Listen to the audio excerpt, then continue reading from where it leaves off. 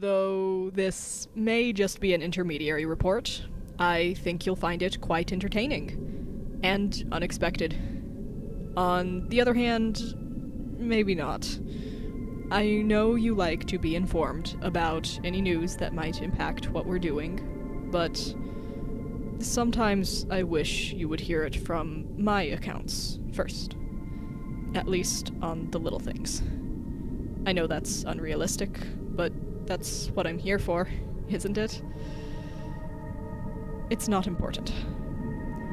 What is important is I saw a flock of Boavis fish.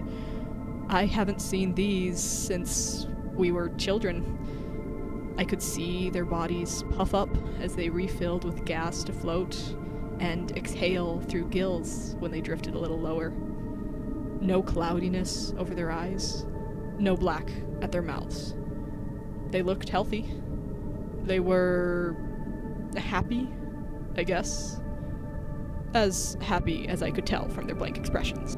I thought you'd like to hear that. This did take some time away from my return to base, but I figured that it was an opportunity that didn't present itself often. And hopefully you'd be willing to file this away and explain my tardiness for me.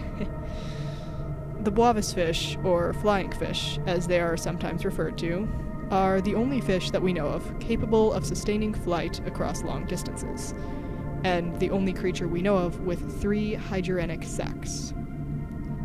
For many, these fish hold an air of nostalgia, as the majority of cities and settlements that lie along their migration routes would hold festivals, fairs, and holidays in their honor. The method of celebration varies from place to place, but each of them are meant to be a time of wonder, where everyone is, or everyone was, meant to go outside and observe.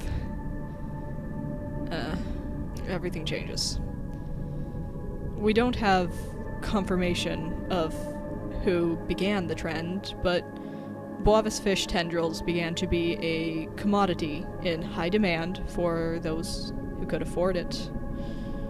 The hunters involved refined this process, tracking the fish along their annual route, launching barbed hooks with rope into the fish's heads, tethering them down, and cutting through the skull to kill them.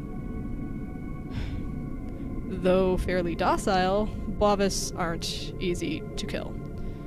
The only safe way to kill them is through their heads. If the sacs are cut, their body bursts, ruining any harvestable parts, and possibly taking a few fingers with it. It was brutal and wasteful. Once harvested, the tendrils were dried and cut, turned into scarves, curtain accents, and trimming for suits. If you'd like to learn more about the process and some of its first adopters, you may see Severin's report on changes in fashion and furniture trade among the Viridian route. Though most of its information is now out of date, it's still an interesting read.